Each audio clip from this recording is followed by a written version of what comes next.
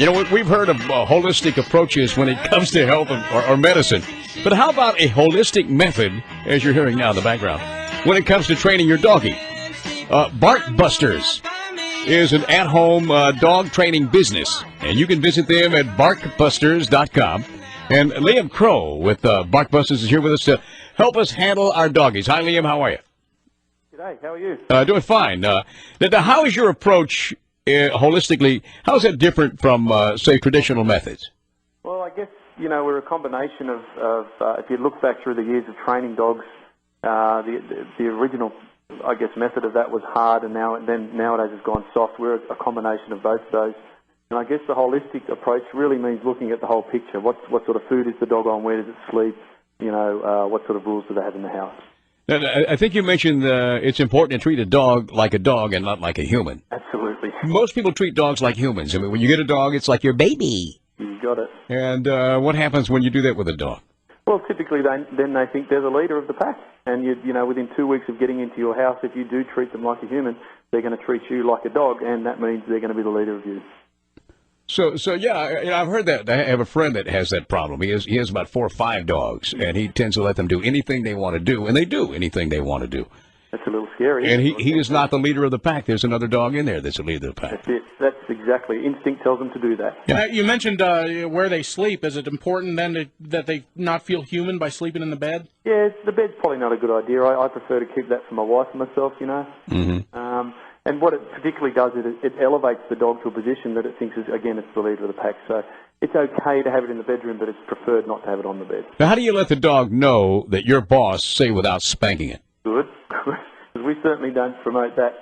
If you look at the way dogs communicate with each other, Gary, it is really simple body language, and so we employ a lot of the similar body language in so much as the highest form of dominance in a pack is to ignore. That's how a leader gains a lot of its control. So if you imagine a dog constantly trying to get attention, one of the best things you can do is just ignore it, and it goes, oh, that's right, that's what my mother would do, so I get the message.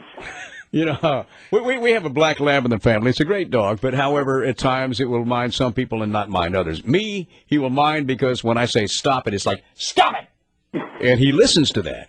I mean, what about tone of voice? What do you think of that? We promote 3 tones of voice. One is the correction tone, which is a guttural growl. You mean like this? Well, we use a word called bar, B-A-H, and it's bar, like that. Do it again. I know. Okay, if you're telling a dog, say, get down, how would you say it? Well, let's talk about that, because what you're doing there, Gary, is giving it a command.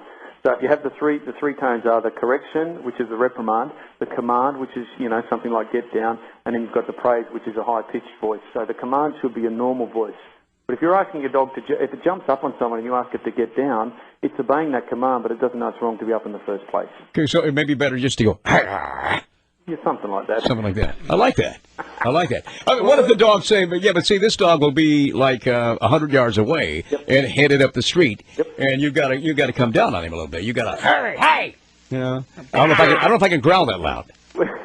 Well, you need to train him first. I wouldn't be taking my dog out to the street and letting him run 100 yards away without doing some training first. So you might. Well, I didn't take him. He decided to go. Yeah, well. That's usually when I see him, It still comes down to the training. I mean, if you know that that's something like that's going to occur, and it's the likelihood it could happen with anyone and their dog, you get them on a long recall leash, like a 30-foot leash, and you teach them to come in the course. They don't come instantly. You give a little correction on, a little tug on the end of that leash with that bar, and then praise them once they start coming. I like that. Are some dogs just crazy and untrainable? Dogs are owners. Yeah, owners are crazy, I know. Yeah, but are there dogs that are crazy too? Very, very few, Gary. There's, like anything or anywhere in the world, there's going to be a certain percentage, but it's very minor that may have some mental deficiency. It typically is the owner is not getting the message through to the dog. We go into someone's home, we're there for 2 hours. We walk in and they're all stressed out. Within half an hour, the dog's going, thank God you turned up. These guys are getting it now, and they're communicating the way that I want. Really?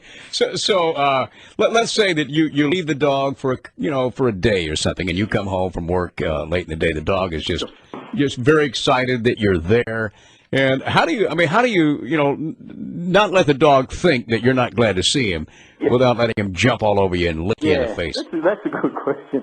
Going back to what I was saying before, probably the best thing to do is just for that, resist the temptation to even engage him for that first 10 minutes and just ignore him. Oh, really? Go about your thing, go get changed, put the kettle on, whatever. and then just go and love on him after that period of time. And you can love on him as much as you like, but everything needs to be on your terms, not his. Otherwise, on your terms, okay. Now, the old question about can you teach an old dog new tricks? You go to, say, the shelter, and you got a dog that's older. Can you teach an old dog like that new thing? Absolutely. The oldest dog I've ever trained, this was back in Australia, was 16 years of age.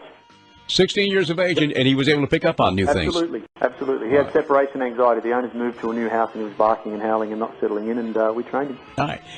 If people want to know more about training the dogs in a holistic manner, it's Bark, B-A-R-K, Busters, B-U-S-T-E-R-S, right?